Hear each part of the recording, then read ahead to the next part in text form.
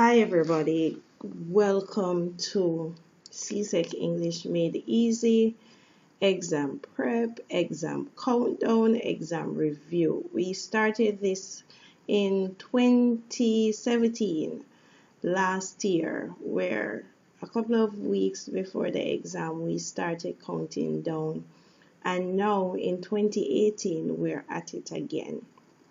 So let's get into today's video. Now today we're going to talk about completing section C of the CSEC English A exam.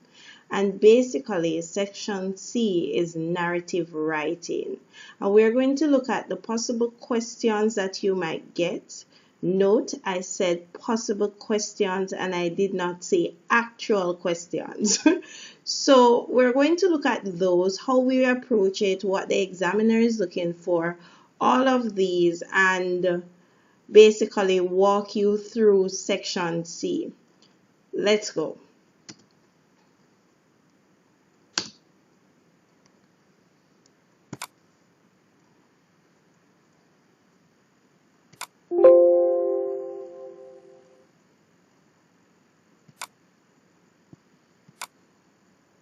Alright, so guys, alright, so section C of the paper consists of two narrative writing questions, and these questions will be questions 3 and 4. These questions are considered to be writing prompts, and when we say writing prompts, meaning they're given to you and you use them to write your story. Now, it also means that you need to ensure that your story is based on what is given. So the questions are designed as you might get a title, you most definitely will get a picture. And if I should go ahead and say question 4 will be your picture. So you will get either a title, you'll get a group of words that they say to begin your story with, or include it in your story, or end your story with these words. So these are the possible types of questions that you might get in section C. It is important to note that if you're told to begin your story with these words, wherever you put those words, that is where your story begins. So for example, if you did not follow the instructions and you put those words at the end of your story, then that would be the beginning of your story, which would mean that you didn't actually write the story. You know what I mean? You wrote a story, but you put the words in the wrong place. So you need to ensure that you look at the instructions that you're given. If they say include these words in your story, you can put them anywhere in your story. The middle, the beginning, the end, anywhere, because it was not specific. The instructions on your paper did not specify where you should put these words. So please make note of that. As always, read the instructions on the paper. Ensure that as you read, you make a decision to tick which question you're going to do, and right there you make your jottings. On the paper they give you a section that you can make your notes, you make your jottings. Alright, let's go. Now let's examine the question. So the questions, possible questions, we're going to look at some past paper questions. And we're looking at a 1991 past paper question. And it says, from his bedroom window, Harry could easily see anyone who went into the Johnson house. Write a story which begins with this sentence. And so this was taken from a 1991 past paper, CXE past paper question. And I want you to note this is an example of which you're asked to begin your story with these words. All right, let's go. And of course, the marks that are allotted are 25 marks for this question, this section. All right, or let's look at the question number 2. Write a story in which you include the following sentence. that was the strangest thing that ever happened in our village. And this was taken from a 1992 past paper. Note again that the instructions that you're given did not specify where to begin, where to put your word. So you can put it anywhere. And additionally, it's important to note that your story should be based on these prompts that you're given. Or let's look at question 3. As soon as Boise heard the knock at his gate, he knew that he was in trouble. Write a story in which you include the following sentence. And once again, this is from a 1989 past paper question. And yes, CXC past paper question. Now, note, I want you to note once again, could include the story anywhere. And of course, I also want you to know something, that he knew that he was in trouble, which means that you need to maintain this story from a third person perspective. And we're going to talk about what, when you're given a writing prompt, and is it in first person, is it in third person, and how do you maintain that throughout your story. So that's an important thing that we're going to discuss in this lesson. And 25 marks. And finally, write a story based on the following title, The Match. I think this is a past paper question, but for the life of me, I could not remember which year it is. If you are a teacher and you're watching this video and you remember the year, please comment below. No, I wanted to share this title because the match can be so many things. And if you're thinking what I'm thinking, comment below as well.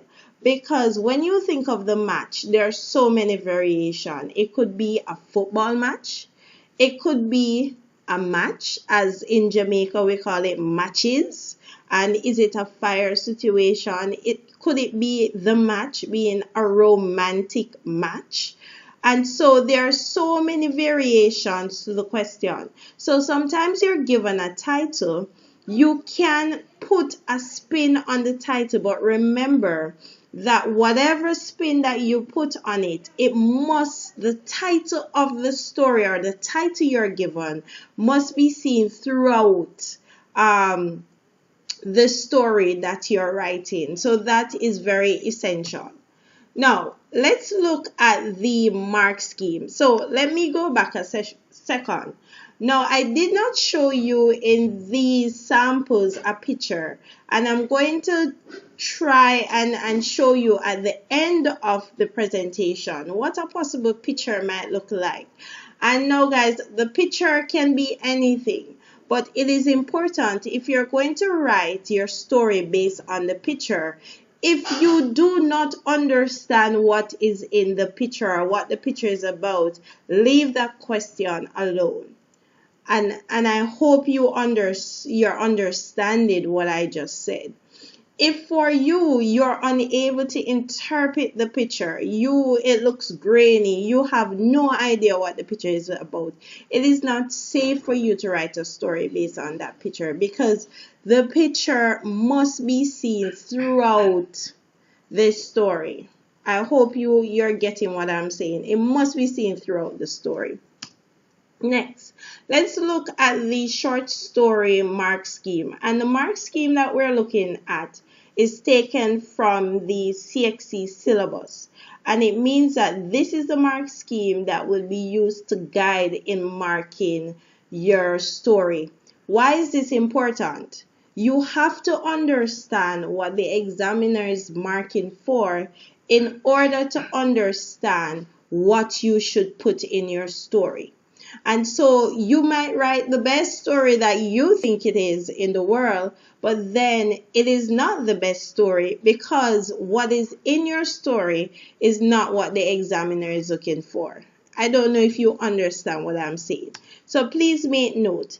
Now, when we look at marking for the CXE exam, you look at plot, you look at storyline, you look at the structure.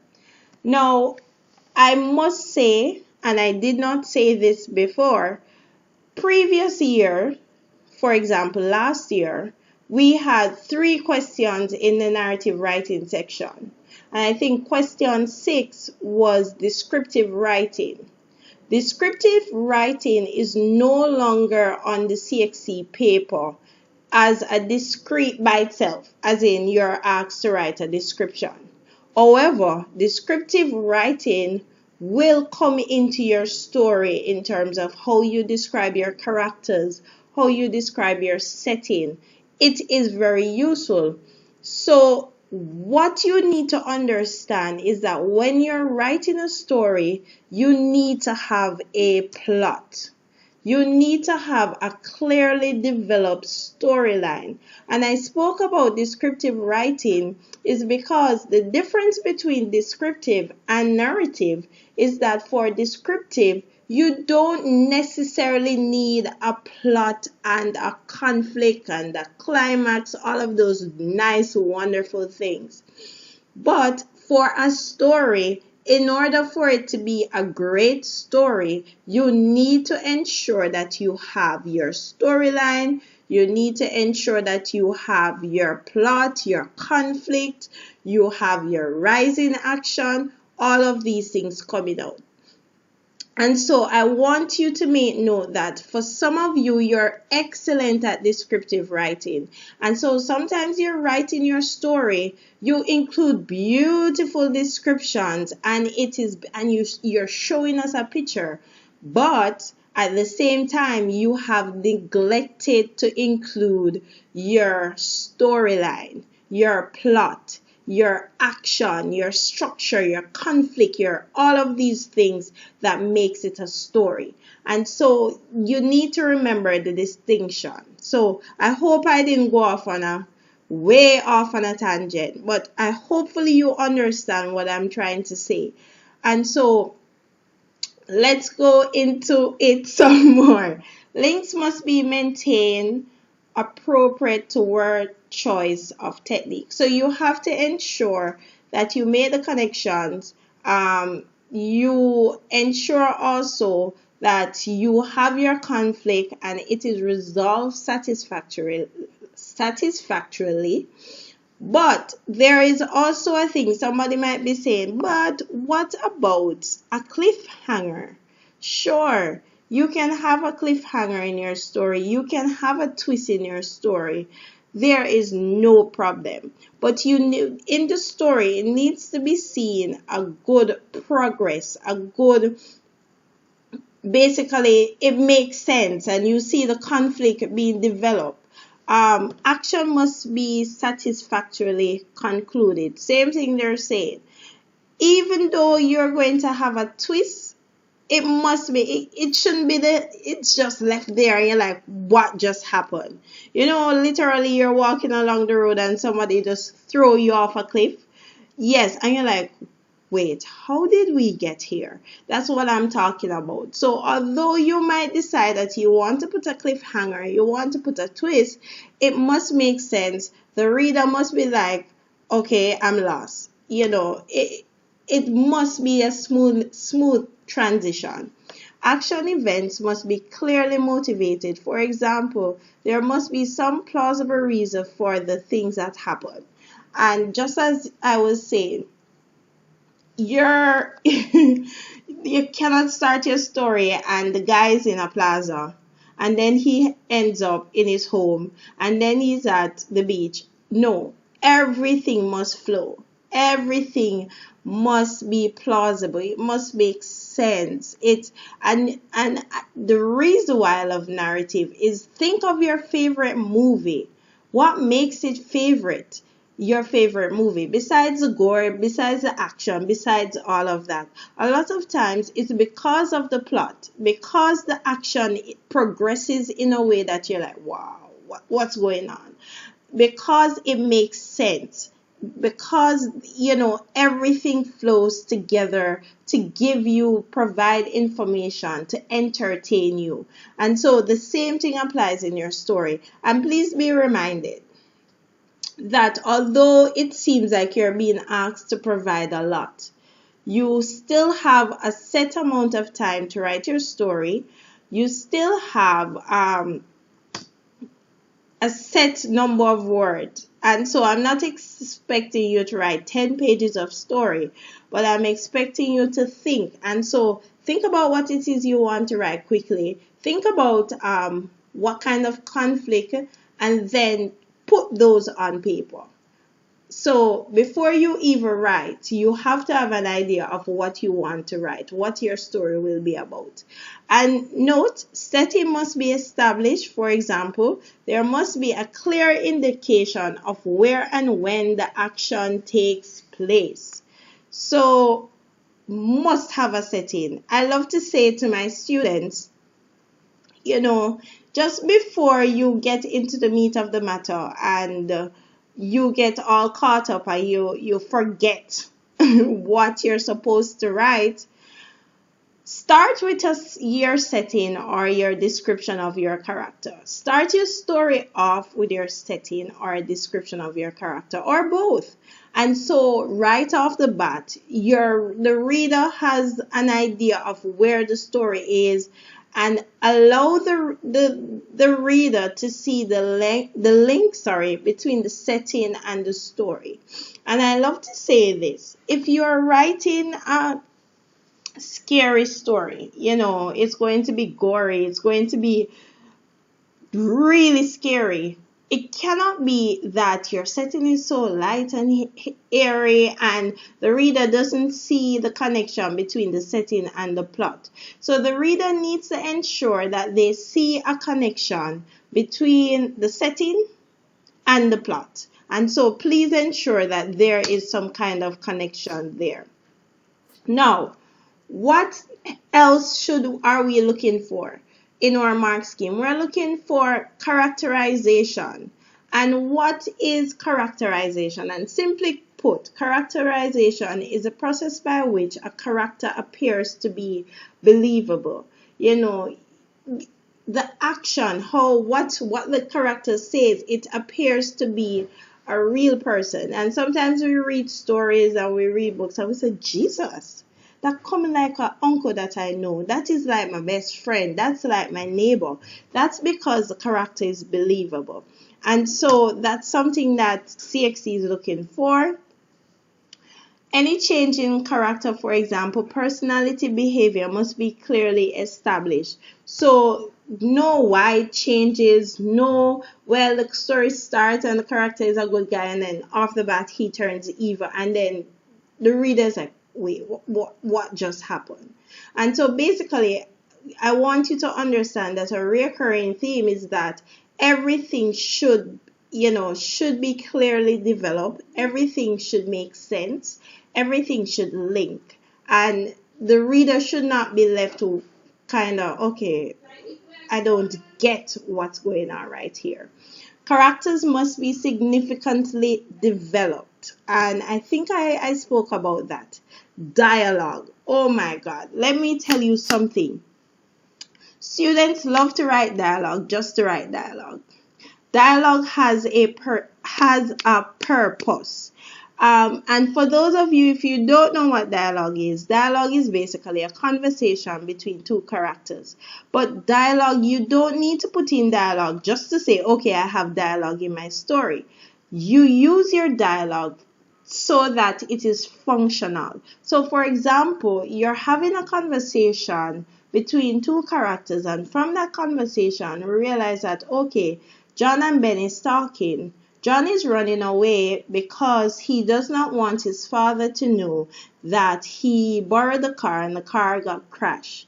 I know that doesn't make sense, but you understand what I'm saying. So dialogue should provide information about characters, should provide in terms of character traits, character personality. It should provide information about the plot, what is going to happen, what has happened.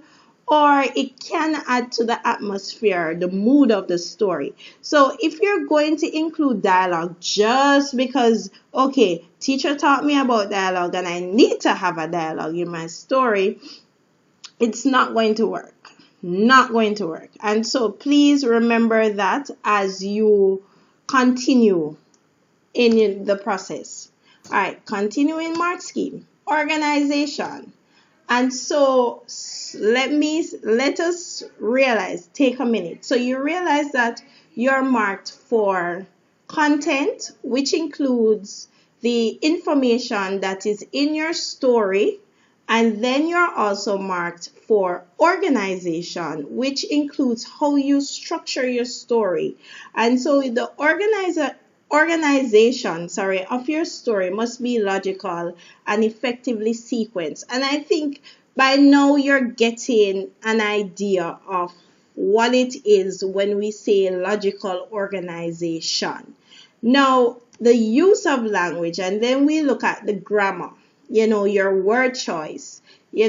Are you using the right words? The words that you use, does it help to effectively create a picture of your character, of your atmosphere, of your setting? And additionally, we talk about economy and lively use of language. Do you include your devices? When we talk about economy of language, we often talk about it in the context of poetry. And I don't want to get you all confused, but it basically means you use less word to create a picture. And so in using economy of language, basically you use your devices, you use colorful language, descriptive language in order to create a picture.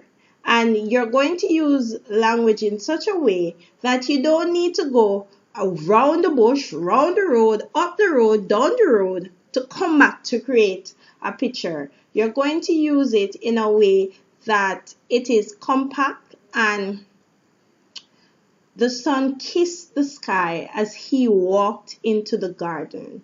We saw nature embraced him, and you notice himself saying, it was a dark, lovely day, and John went into the garden, and as he entered the garden, the nature greeted him. Notice the difference between the sun kissed the sky and what I said. I said the same thing, but in less words, talking about economy, and we're going to go into that a little more. Language. So remember, if you're like me and your writing is crappy in terms of grammar, you have to remember to leave some time to double check your work. And so you must remember to try and write in complete sentences. Also remember, if you're one of those persons who you write an entire paragraph and in that entire paragraph you have no full stops, it means that you need to be mindful how you're writing. And it means that it is very crucial for you to leave some time to double check everything. Sentences must be clear. Sentence must be meaningful. You must have your transitional words and phrases. Your subject must agree with your verb. Your pronoun must agree with their antecedent. And there must be consistency in tense. So you cannot use present tense and then move on to past tense and then back to no. Be consistent in your tense. So if you're using past, you're using past. If you're using present, you're using present. And for the most part, students generally use past tense when they're writing their story. But you have to be consistent. And finally, correct spelling punctuation. So it means capital letters, full stops, paragraph, and we spoke about that. And this is something I want you to note. Look at it. I placed it in red. NB, no briefing, note well. If students' response satisfied no criteria in plot line structure, the response must be given 0. So this is an instruction that is given by CSEC mark scheme. If what you have written does not classify storyline or plot, action, structure, you must get 0. And I'm going to go back to the first page because I want you to, this is it. If you have no conflict, if you have no plot, if you have no storyline, if you have no setting, if your action is not plausible, if none of those things are provided by you, according to the mark scheme, you will receive 0. And so, for example, if you're one of those persons who say, "Cha, may I try get them half mark?" And so you write half of a story and nothing is developed, it means that you will fall in that category. And so it is important to take a good 2 minutes when you're reading through the paper and tick off the question that you're going to do and jot down what it is that you are going to be doing to answer that question. So that is where we're going to stop for this video, give you some food for thought, and then we're going to pick up in terms of how we continue with answering the story, preparing for section C. So today we looked at the types of questions that you might get in section C, what exactly is the mark scheme asking you for, what is the mark scheme looking for, how is it that they're going to mark, what is it you need to include in your story. And then guys, what I want you to do, you can try one of these questions, send me via email, and I will definitely mark it and send it back to you. So you have basically until, let me look at my calendar. Today is the 29th. So you have until May the 2nd to send me your stories. If you send me your stories after, I will not be able to mark. So you have up to 3 days to try and write your stories, send it off to me, and I will mark and respond to you. Have a great day, everybody. Great night, great morning, whenever you see this, and come back for the next video. We're going to be doing a series of videos, a series of lectures, just to help to prepare you for the CSEC exam. And best of luck in your studying. Bye-bye.